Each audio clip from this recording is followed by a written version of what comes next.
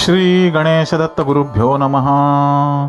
मन्नाथः श्री जगन्नाथः मद्गुरुः श्री जगद्गुरुः मदात्मा सर्वभूतात्मा तस्मै श्री गुरुवे नमः। परमपूज्य सद्गुरू श्री रामकृष्ण क्षीरसागर स्वामींना वंदन करून संघटित सत्संग मंडळांच्या या गुरुकार्यातील मोहिमेमधल्या 2026व्या भागाचं मी पठण करीत आहे। आज कार्तिक कृष्ण सप्तमी, मंगळवार दिनांक 11 नोव्हेंबर 2025। उपदेशामृत संग्रह भाग 8 या ग्रंथातील भगवान श्री दत्तात्रय सत्संग मंडळ मुंबई दिनांक 20/7/1996, बैठक क्रमांक 198। श्री दत्तात्रय सत्संग मंडळ औरंगाबाद यांचा 101व्या बैठकीला प्रत्यक्ष हजर राहून परमपूज्य गुरुदेवांनी दिलेला अनुग्रह आशीर्वाद। आजच्या या आशीर्वादामध्ये परमपूज्य सद्गुरू आपल्या प्रासादिक वाणीतून पुढे म्हणतात, दर्शनाला येणारे लोक अगदी थोडे असतात। 10 जर आले तर 8 प्रश्न विचारणारे असतात आणि 2 दर्शन करणारे असतात। याचा अर्थ हा एवढाच आहे की त्यांना मूळ काही कळालंच नाही। तेव्हा तुम्हा सर्वांना माझं असं सांगणं आहे की गुरूंच्या बद्दलच्या भावना ह्या अतिशय चांगल्या असाव्यात। ते ईश्वराचे रूप आहे ही भावना आपल्या मनात असावी। त्यांची आपण जेवढी सेवा करणे शक्य आहे तेवढी सेवा करावी।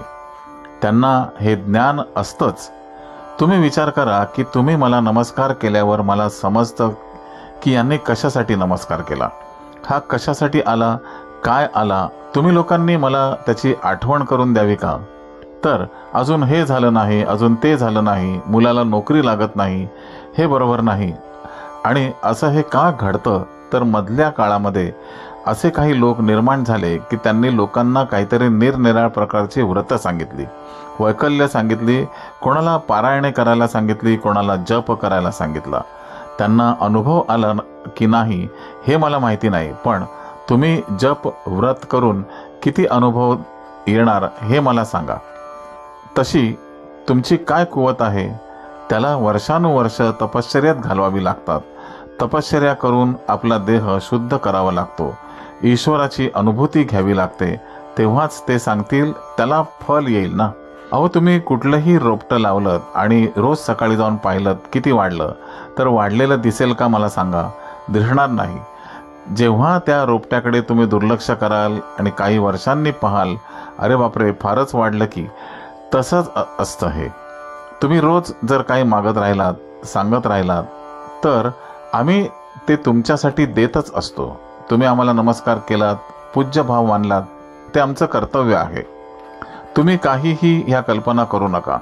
तुमची श्रद्धा कशी स्थिर होईल, तुम्हाला भक्ती कशी करता येईल, आपला भाव कसा व्यक्त करता येईल हे तुम्ही लोक पहा।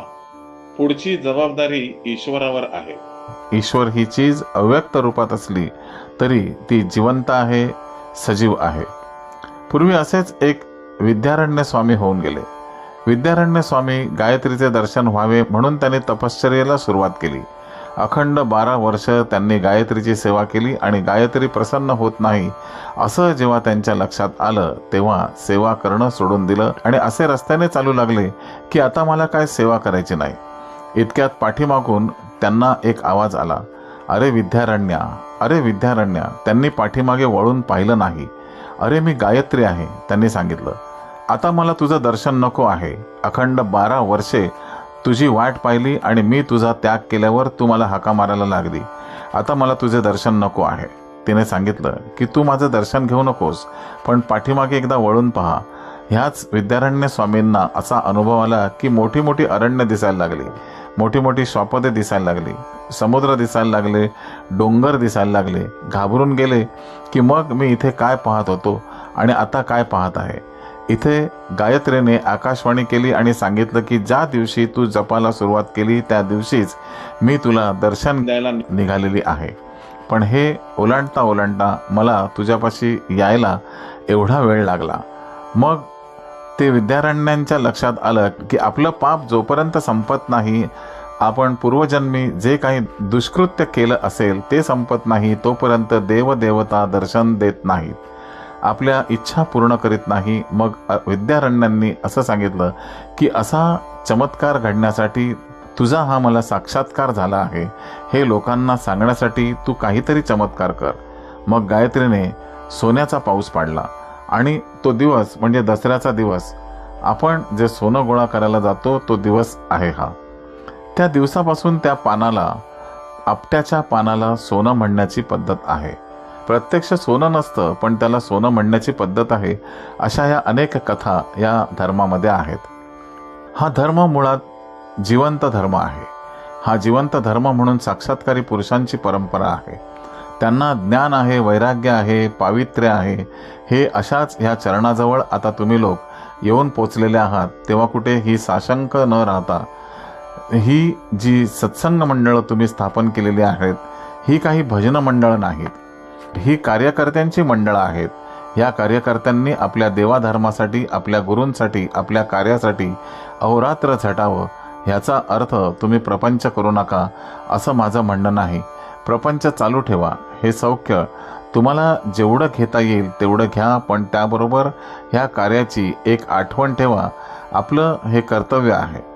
जोपर्यंत आपण आपलं कर्तव्य पार पाडत नाही तोपर्यंत त्या गुरूंकडून काही मिळण्याची अपेक्षा करू नका.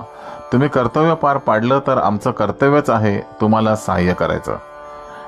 इथे काही माणसं बसलेली, काही नवीन असतील, पण जी जुनी माणसं आहेत त्यांनी सांगावं की आम्हाला त्यांनी मदत केली नाही, आमची इच्छा पूर्ण केली नाही, असं कोण आहे इथं? त्यांनी हात वर करावा. कोणीही लाजू नका. कोणाला मारणार नाही, घाबरवणार नाही, काही करणार नाही. जोपर्यंत मी इथं बसलो आहे तोपर्यंत मारामारी होण्याची शक्यता नाही. असंही होत नाही. तुम्ही तुमचं जे कर्तव्य आहे ते कधी सोडू नका. त्याचबरोबर नास्तिक माणसाशी वाद घालू नका. त्यांना हे पटवून देऊ नका का आवश्यकता नाही, कशा करता हे. अशी कल्पना आहे की ज्यावेळी आपल्यामध्ये अशी काही शक्ती उत्पन्न होते तीच नास्तिक माणसं तुमची स्तुती करायला लागतील. असा अनुभव घेण्याचा प्रयत्न करायचा. का हा असं म्हणाला, तो तसं म्हणाला, मला फार राग आला, याला काय अर्थ आहे? तर सदाचरणांनी गुरुभक्ती करणं, ही शक्ती निर्माण करून घेणं, त्यांचे आशीर्वाद घेणं. तुम्ही नगरला अवश्य येत जा, दर्शन करीत जा. आता सध्याला लोकांचं येणं जाणं चालू आहेच. कोणालाही मी मंत्र दिलेला नाही, कोणालाही दीक्षा दिलेली नाही, कोणाला समाधी लावलेली नाही, कोणाला साक्षात्कार घडवलेला नाही. माझं म्हणणं फक्त काय, तुम्ही कुठल्या भावनेंनी येता त्या भावनेने तुम्ही आला की ती इच्छा माझ्या लक्षात येते. एवढा माझा दर्जा आहे तो मला वाटतं. तुम्हाला काय वाटतं की यांना काय कळत नाही? आपण समजून सांगावं. ते सोडून द्या तुम्ही. आपण नाही यांना सांगितलं तर ते आपल्याला कशाला देतील? हे कुठं करावं? हे किराण्याच्या दुकानात करावं. हे दे, ते दे, हे दे. माझ्या समोर करून काय उपयोग आहे त्याचा? अहो, एवढं ज्ञान जर नसेल तर ह्या जागेवर बसायला सुद्धा मी पात्र व्यक्ती नाही. तुम्हाला मी अभिवचन देऊन सांगतो की तुमच्या इच्छित मनोकामना तुमच्या श्रद्धेप्रमाणे नक्की पूर्ण केल्या जातील. फक्त तुमचा भाव कसा आहे, तुमची भक्ती कशी आहे. भक्त म्हणून तुम्ही जर राहिलात तर आमचं कामच आहे. फक्त तुम्ही विभक्त झालात तर तुम्ही जाणे आणि तुमचं नशीब जाणे. विभक्त कोणीही होऊ नका. घरातून विभक्त व्हायला हरकत नाही, पण भक्त यातून होऊ नका. नाहीतर घराघरात विभक्त झाल्याशिवाय परिणामही होत नाही. ठीक आहे, तो विषय माझा नाही. माझा विषय तुम्ही भक्त राहण्याचा आहे. आणि असं तुम्ही सातत्याने करीत राहिलात तर माझे आशीर्वाद अनंत काळ तुमच्या पाठीमागे राहतील. श्री गुरुदेव दत्त. गुरुबंधू आणि भगिनींनो, आजचे हे आशीर्वाद पठण परमपूज्य सद्गुरूंच्या चरणी सादर अर्पण. पुन्हा भेटूया पुढील आशीर्वादासाठी उद्या सकाळी 6 वाजता. श्री गुरुदेव दत्त.